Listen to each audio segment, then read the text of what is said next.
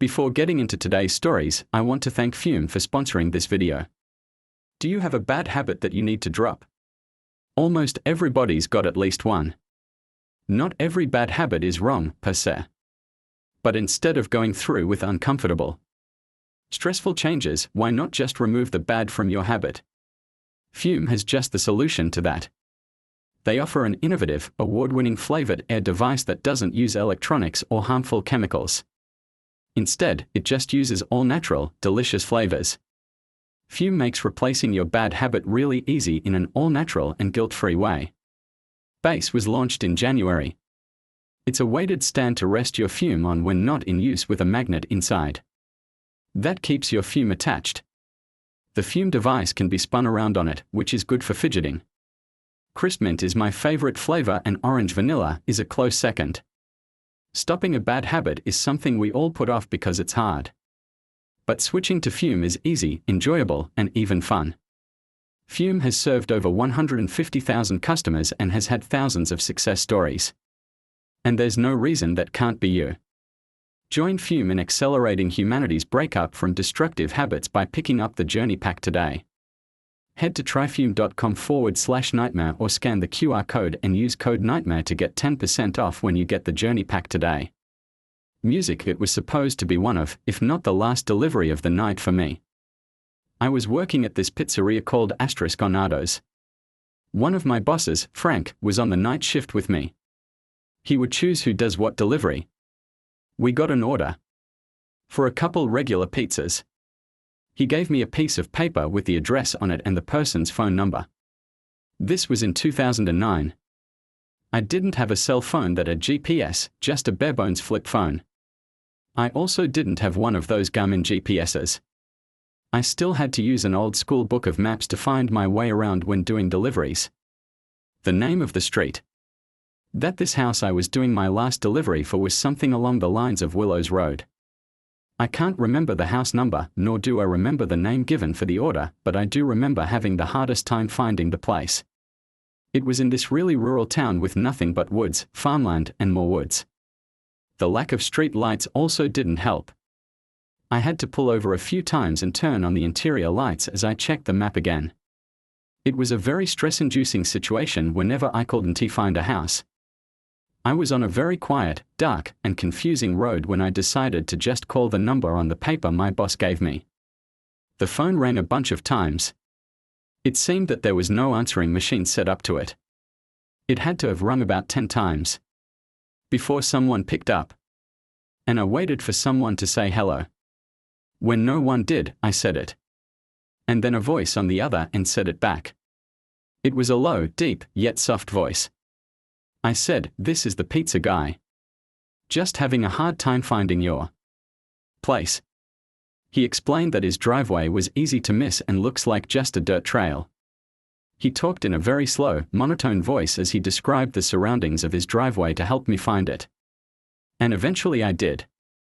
I turned my car onto this pretty narrow dirt path. It was definitely easy to miss. It took about 30 seconds of me driving slowly and carefully up it until I saw this small one-story house come into view. There was a faint orange glow from inside the house that could be seen through one of the windows. I parked my car next to the only other vehicle in sight, this jalopy of the pickup truck. I grabbed the 2 pizzas from the passenger seat and walked to the front door of the house. I looked for a doorbell, couldn't find one, so I knocked on the door. I heard muffled music from inside the house. Then I heard footsteps approaching the door. Stop. And then after maybe 10 seconds, the door cracked open and I saw a quarter of someone's face. I literally could just see one of their eyes peeking out at me. I nervously said, "Hey, you ordered the pizza, right?" The guy said, "Oh yes, the pizza." I recognized the voice from the phone call from before. There was a weird pause. I didn't know what to say except for, "Do you have the cash?" He said, "Yes, let me go get it." He walked away from the door and I heard his footsteps move to another room. There was super old music from like the 1930s playing, making the setting just extra creepy and weird if it weren't creepy enough already. Then the door started slowly inching open on its own, revealing more and more of this dimly lit room. Everything about the interior of this place seemed super old. There were metal sheets on the floor, presumably covering holes in the floor. The couch looked like it was from a different century. Hell, all the furniture did. And the music was coming from a vintage-looking record player. One of those with a big horn-like thing at top. That's all I could see at first from just sneaking a nosy peek inside the place. But what really was off-putting was the smell. It smelled like death in there. I waited respectfully for the guy to come back with the money from wherever he went. When enough time passed that I felt like it was getting weird, I knocked on the open door, took a peek inside, and said, "Sir." The man's voice came from another room, saying, "Yes, would you mind coming into the kitchen, please?" My co-workers and bosses always advised against stepping into anyone's house if you didn't have to. That advice seemed especially relevant for this circumstance. I heard what the man said, but I still responded, "Can you repeat that?" He repeated, "Can you come to the kitchen, please?" I stepped inside and I honestly felt like my feet were going to crash through the floor. The place was so old that the floor actually caved in a bit as I stepped around. The house was very linear. I looked to the right and saw the entrance to the kitchen where his voice was coming from. I looked to the left and there was a narrow hallway which had a bunch of doors on the right side. At the end of the hallway, there was this guy with his back to me slowly dancing in the creepiest way imaginable. The man was feeling himself. I don't mean he felt confident. I mean he was literally feeling his body as he moved in this really off-putting way. In any other circumstance, I would laugh, but I was downright disturbed of what kind of house I just walked into. I turned away and looked to the kitchen, still holding these 2 pizza boxes. I took a few steps toward the kitchen before I even noticed the person peering around the edge of the wall, separating the kitchen from the living room. It was that man's face again, still only showing like a quarter of his face, just one of his eyes creepily peering at me. The only thoughts I had in this moment were, what the end should I just leave? I repeated what I said at the front door moments ago, asking him again if he has the cash. The man didn't respond. He started to just giggle, or I don't even know what I'd call it because the laugh was so deep in pitch, but it was so subtle and soft. Then he called out Randall in a startlingly loud voice, much louder and more commanding in tone than his previous soft-spoken monotone voice. I was at my limit of how much weirdness I could take. I turned around and started walking back to the front door. And as I took a look down the hallway as I was about to walk outside, I noticed that guy who was dancing seconds ago was now simply just standing there looking back at me. I left through the front door and closed it behind me. I hurried back to the car, for some reason still holding the pizzas. I threw the pizza boxes in the passenger seat and got back in the car as quickly as possible. As I was backing my car up to clear the pickup truck next to it so that I could just do a 3-point turn, I did look back at the house and the door was fully open again. My heart started beating even quicker at the thought that one of them was outside my car about to attempt to open one of the doors. Maybe they were, and I'll never know. But I managed to get my car down that dirt driveway and back onto the road. I had to return to the pizzeria. I called Frank to let him know what happened. He wasn't mad at me. When I got back to the pizzeria, everyone laughed when I told him what happened. I can honestly see how it sounds like a funny situation when explaining it to others, but it was not funny in the moment.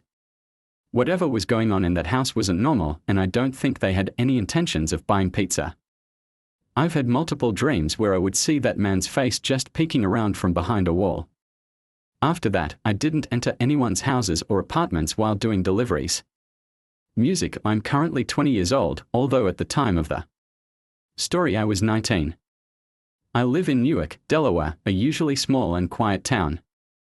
That is until college season rolls around in the fall and spring. Newark is home to the University of Delaware, which is a large and widely respected school in the US. It also has a reputation for being a big party school. So, when the college kids arrive, things get a lot more lively.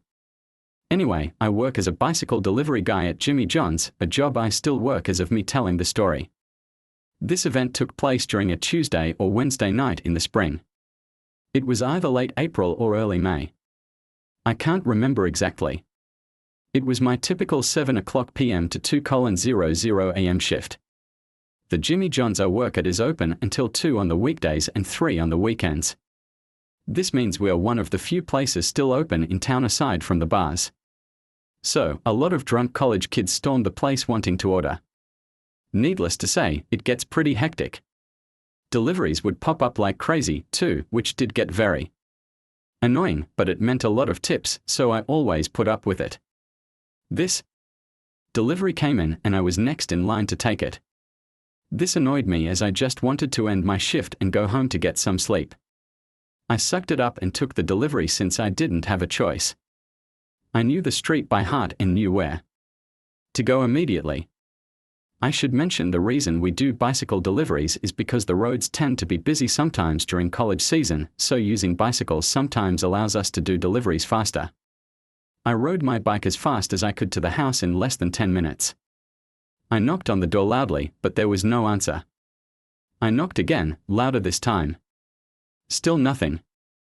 I became a little pissed when I remembered if someone didn't come out, I'd have to take the order back to the store, meaning this delivery would seriously be wasting my time. I called the number on the receipt, but no one answered. I was getting ready to call the store when I first heard it. Rustling sounds coming from some bushes directly across the street from me. I figured it was probably the wind, but decided to look anyway. When I did, I felt my stomach drop as a strong sense of dread flowed through me. I saw the dark figure of a person directly across the street from me in someone's yard crouched behind a few bushes. And even though I couldn't make out any facial features, I knew that he or she, though I figured it was a he, was looking right at me. My heart was racing, but it didn't seem like he noticed that I noticed him. I pretended to not notice him and knocked loudly on the door again. Still, there was no answer. I began to grow more and more panicked, wondering whether or not this could be a trap. I did a quick glance and the person was still crouched behind the bushes, watching me. I just wanted to get the hell out of there. So, I decided to just continuously knock on the door as loud as possible until someone answered.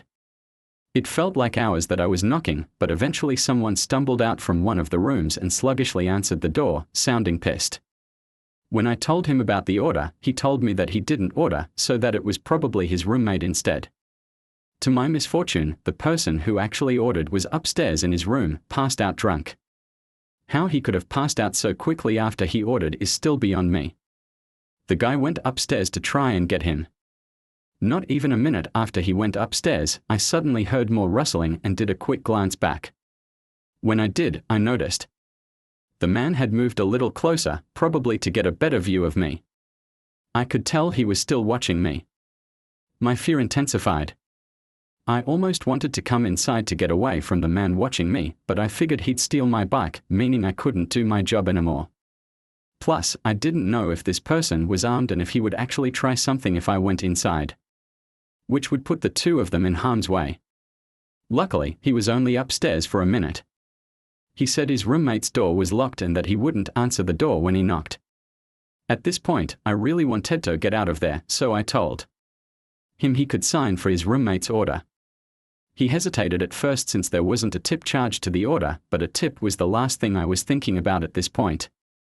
I insisted over and over, and eventually he signed for his roommate. I handed it to him and gave him a quick thank you. When he shut the door, I hurried to my bike and hopped on, ready to get the hell out of there.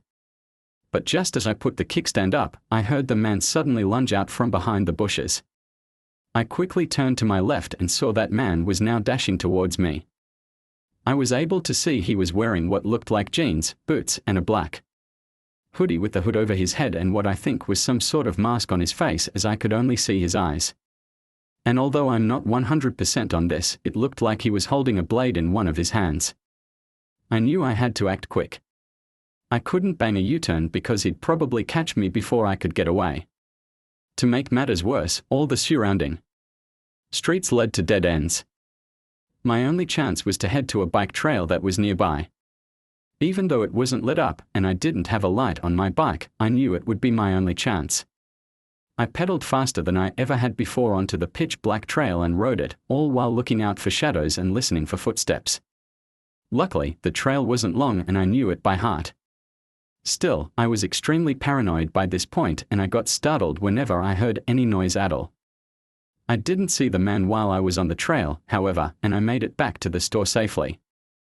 I was hyperventilating like crazy as I tried to wrap my head around what the hell just happened. I didn't tell my boss or co-workers, nor did I call the police since I didn't get a good look at the man. I simply got my stuff, clocked out, and went to my car, putting my bike in the trunk. So thankful I decided to drive that night. I made it home safe without anyone following me. And that was that. I never saw the man again. I don't know what he wanted, whether he wanted to rob me or worse. I haven't worked another midnight shift since then. And now I carry nunchucks on me whenever I do any kind of night shift. Newark isn't known for being a dangerous town. So, the fact that this happened here truly showed me that anything can happen anywhere to anyone at any time, no matter how safe or dangerous the area may be. Music I used to deliver for Uber Eats. I was having trouble paying off my student loans, so I was hustling to make whatever cash I could. I still lived with my parents at the time. It was late at night. I was picking up an order from some fast food place in Wilmington, North Carolina, and delivering to some house about 20 minutes away. I often did late night deliveries and Uber rides because the pay was higher and I could bang out more deliveries and rides without traffic. I was already en route to the address. I was leaving the more populated residential area of Wilmington and heading in the direction of the quieter part with all the forest and farms. Most of the roads over there were pitch black and void of any other cars at that late hour in the night. I turned off the main road onto a side road with a dead-end sign. This was the road the directions were taking me where the address was. I was brought to the last house on this road. The lights to almost every little house on the stretch were off. It was just pitch black. Even the house that I was supposed to be delivering the food to. I had to keep my car headlights on just to even see. And just so I wouldn't trip on anything, I also was using my flashlight on my phone to navigate my way to the porch of this house. I'm not lying when I say there was not a single light on. I even felt the overgrown grass rubbing on my shins as I walked to the front door. This didn't feel right. I pressed the doorbell button but didn't hear a ring, so I knocked. The customer had their delivery preference to be contact delivery, which means I'd have asterisk actually physically handed off to him or her. I messaged the customer that I'm at the front door and asked him if he could confirm the address. He read it right away and responded, "Give me a second." I replied, "Okay." He read it. I waited in the dark, looking at the windows of the house, waiting for a light inside to turn on. I was thinking there's no way this is the right house. I followed up again asking him if he could type out his address. He started typing. It took a while before he sent a message saying, "I see you. You're at the right house." The next thing I realized was that there were no cars anywhere. This was making no sense. I asked the customer to confirm what kind of car he sees outside. He replied that he sees my light. Well, that pretty much confirmed that I was at the correct address, but it didn't make this any less sketchy. I started to just inch away from the door to the house just because I didn't want to be on top of it as they opened the door. But the door never opened no matter how many times I messaged the customer on the Uber Eats app.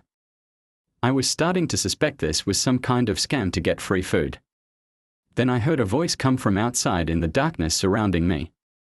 It was a male's voice calling, "Over here." I started to wave my flashlight all over the place, trying to reveal whoever just said that. I said out loud, "I'm leaving the food on the front porch over here."